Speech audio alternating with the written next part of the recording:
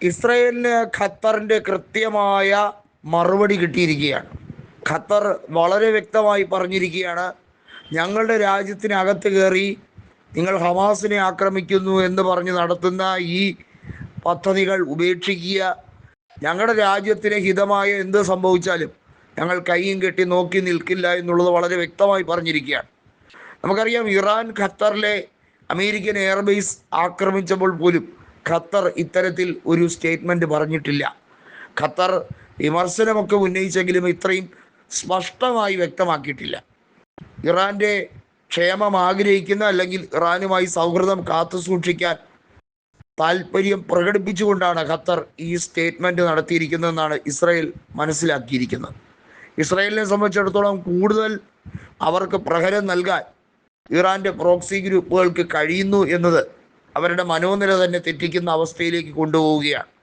നമുക്കറിയാം, ചെങ്കടലിൽ ഹൂതി വിമതർ എല്ലാ തരത്തിലും നിരവധിയായ ചരക്ക് കപ്പലുകൾ ആക്രമിക്കാനും അത് തീ വെച്ച് നശിപ്പിക്കാനും ഒക്കെ ശ്രമിക്കുന്ന സാഹചര്യം അത് മറ്റുള്ള രാജ്യങ്ങൾക്ക്, പ്രത്യേകിച്ചും ഇസ്രായേലുമായി സൗഹൃദം കാത്തുസൂക്ഷിക്കുന്ന യൂറോപ്യൻ യൂണിയനിലെ രാജ്യങ്ങൾക്ക് വരെ വലിയ തിരിച്ചടിയാണ്.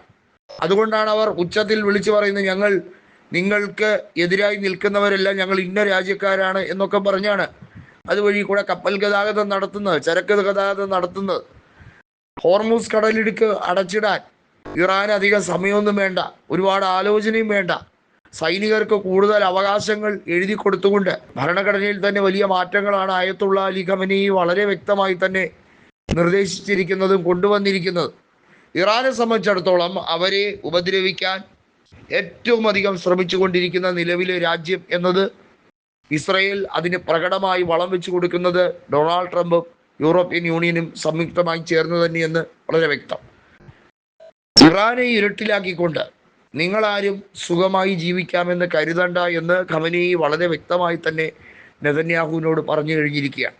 ഖത്തറിലേക്ക് നടത്തിയ ആക്രമണത്തിന് മറുപടി എന്തായിരിക്കുമെന്ന് കാത്തിരുന്ന് കാണുക. അങ്ങനെ ഹമാസിനെ ആക്രമിച്ചു, ഹമാസിനെ മുഴുവൻ തീർത്തു എന്ന് ഞെരിപിരി കൊള്ളേണ്ട കാര്യമില്ല. കാരണം തിരിച്ചു കിട്ടാൻ പോകുന്ന പണി എന്താണെന്നുള്ളത് നിങ്ങൾക്ക് സ്വപ്നത്തിൽ പോലും ചിന്തിക്കാൻ കഴിയില്ല. അത്ര ശരവേഗത്തിൽ കാര്യങ്ങൾ കരക്കടുപ്പിക്കാൻ ഞങ്ങൾക്ക് കഴിയും എന്ന സൂചനയാണ് ഹമാസിൻ്റെ നിലവിലുള്ള നേതാക്കൾ കൊടുത്തിരിക്കുന്നത്. നമുക്കറിയാം, ന്യൂക്ലിയർ സയൻറ്റിസ്റ്റുകളെ വധിച്ചതുമായി ബന്ധപ്പെട്ട് ഇറാൻ്റെ ആണവ കേന്ദ്രങ്ങൾ ആക്രമിച്ച് നശിപ്പിക്കാൻ അമേരിക്കയുടെ സഹായം തേടിയതുമായി ബന്ധപ്പെട്ട കാര്യങ്ങൾ മുതൽ നിലവിൽ ഇസ്രയേൽ എല്ലാ തരത്തിലും ഇറാൻ്റെ പ്രോക്സി ഗ്രൂപ്പുകളെ, ഇറാന് സഹായം നൽകുന്ന രാജ്യങ്ങളെയൊക്കെ കേന്ദ്രീകരിക്കുമ്പോൾ റഷ്യയെ മാത്രം ഇസ്രായേലിനൊരു ചുക്കും ചെയ്യാൻ കഴിയില്ല. റഷ്യ പറയുന്നത്, അത്രയ്ക്ക് ധൈര്യമുണ്ടെങ്കിൽ നെതന്യാഹു ഇങ്ങോട്ട് വരട്ടെ, പിന്നെ ഇസ്രായേൽ എന്നത് ഓർമ്മകളിൽ മാത്രമായിരിക്കും. ആണവ രാജ്യം എന്താണെന്നുള്ളതും റഷ്യയുടെ ഇപ്പോഴത്തെ ശക്തി എന്താണെന്നുള്ളതും യാഥാർത്ഥ്യം എന്താണെന്നുള്ളതും കാണാനിരിക്കുന്നേ ഉള്ളൂ. ഉക്രൈനോട് കാണിച്ച രീതി ആയിരിക്കില്ല റഷ്യ ഇസ്രായേലിനോട് കാണിക്കുന്നതെന്നും വളരെ വ്യക്തമായി പറഞ്ഞിരിക്കുകയാണ്.